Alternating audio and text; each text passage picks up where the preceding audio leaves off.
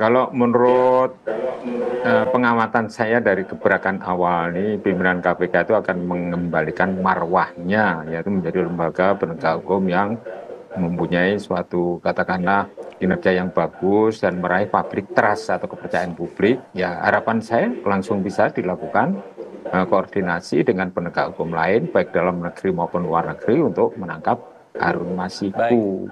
Kalau penanganan parpol ini KPK sudah berulang kali, bahkan ketum-ketum parpol itu sudah pernah tersangka, tapi tidak hiruk-pikuknya tidak seperti ini. Misalnya ketum Demokrat sudah ditangani oleh KPK, ketum P3, ketum Golkar, ketum P3 itu malah 2 kali. Ya, kenapa tidak seheboh itu? Ketum itu lebih tinggi dari sekjen loh. Ini kok sekjen aja rame seperti ini. Itu, jadi tidak ada itu. Urusan politik itu bagi KPK itu saya kira tidak ada. Kalau pimpinannya benar. Kalau Hasto itu ditangkap, saya datang.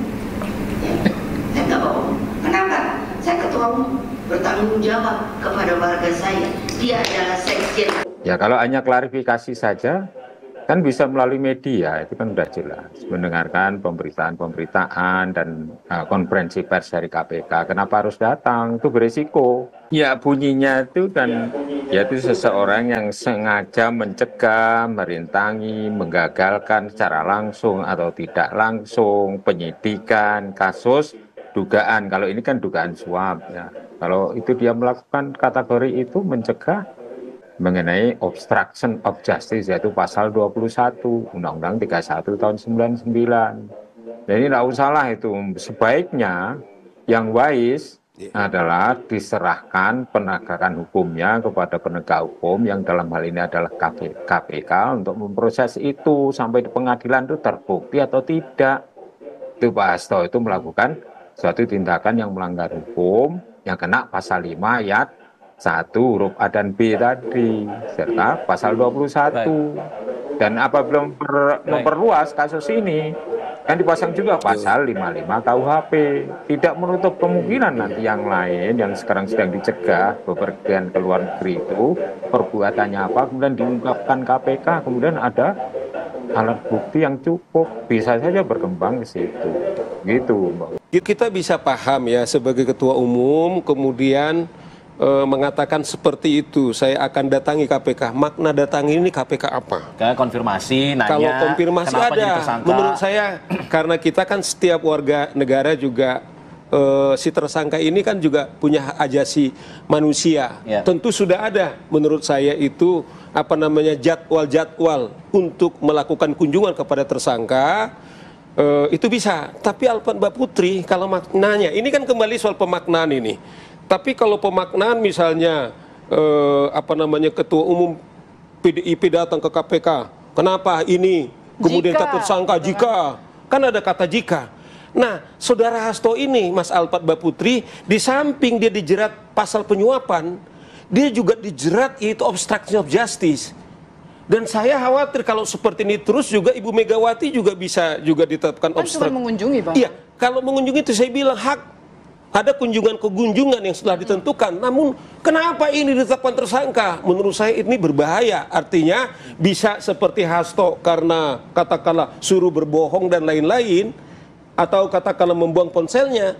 Siapapun kita, Putri, kalau sampai kemudian mengintervensi daripada penyidikan, itu juga bisa dijerat. Nah oleh karena itu gini, saudara Hasto ini kan dijerat bukan karena dia sekjen, tetapi karena seorang warga negara Indonesia.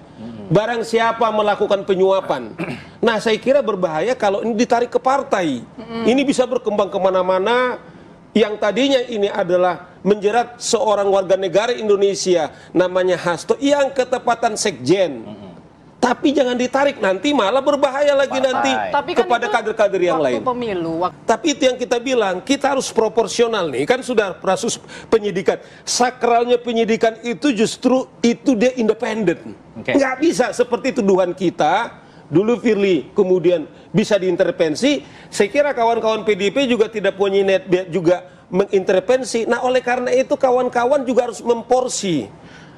Pendapat-pendapat apa yang kita narasikan, kawan-kawan PDIP kemudian mendorong atau akan apa namanya kooperatif untuk tindakan yang dilakukan kepada saudara Hasto, menurut saya ini yang paling wise. Nah, ada instrumen hukum. Saya dengar misalnya akan ada pra-peradilan, Mbak Putri. Ya, ini bagus sekali.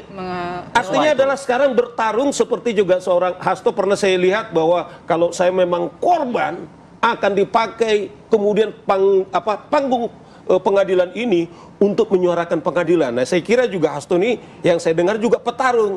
Nah, digunakan ini, tetapi jangan sampai kemudian seperti mereka menuduh-nuduh penyidikan ini yang juga bisa melebar kepada kader-kader yang lain. Sebenarnya aturan yang menjadi rujukan itu adalah pasal 42 Undang-Undang 30 tahun 2002, yungto Undang-Undang 19 tahun 2019.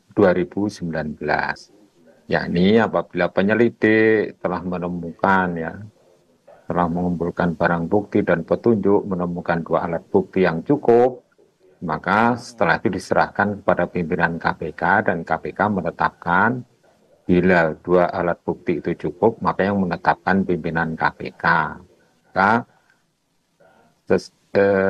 penetapan yang bersangkutan sebagai tersangka itu kan sprindiknya sudah dikeluarkan sesuai dengan konferensi pers Ketua KPK yaitu Setio Budianto yang kemarin, yaitu dengan pasal 5 ayat 1 huruf A dan pasal 5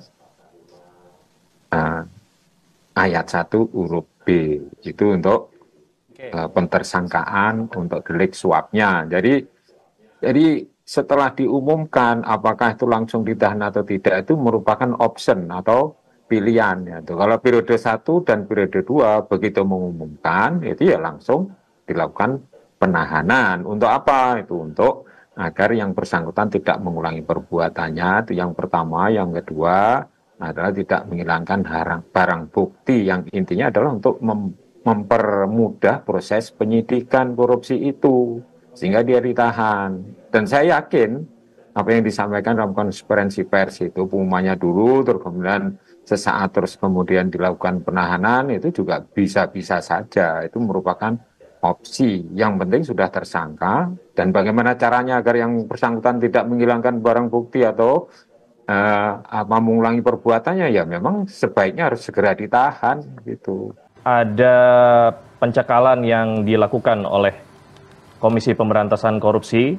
Yang pertama adalah saudara HK, yang kedua adalah saudara YHL. Untuk dasar pencekalannya tentunya menggunakan surat perintah penyidikan yang masih aktif. Dapat dilihat dari beberapa sumber yang sudah saya bagi kepada rekan-rekan jurnalis. Dan aktif selama 6 bulan ke depan.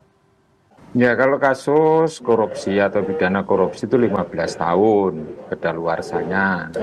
Terus kemudian yang disebut oleh pengacara dari PDIP, Saudara Alfon itu kan ini kan sudah inkrah. Inkrah itu kan merujuk kepada kasusnya Wahyu Setiawan.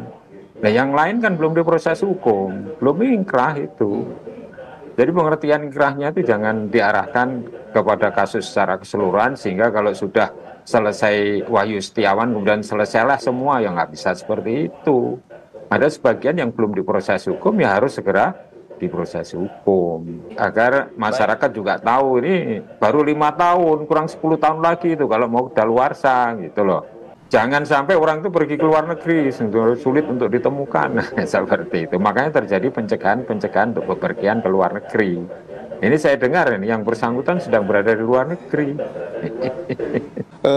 Hakikat daripada pencekalan itu kan supaya orang jangan bepergian ke luar negeri sehingga setiap saat ketika mereka dipanggil kemudian bisa lebih cepat dan efisien gitu. Jadi internal KPK ini perlu diaudit juga. Nah, kalau itu betul, tetapi kan ini harus diaudit ulang, benar nggak apa seperti itu? Atau betul nggak kalau kita lihat kan ini masih simpang siur. Ada mengatakan saudara Hasto kan ada sedang berlibur. Ya, kita tidak tahu di salah satu di dalam negeri, tapi ada juga ini kan masih masih beberapa hari diumumkan. Sehingga berita-berita apapun kita lihat bisa berkembang untuk membuat kasus ini semakin dramatis.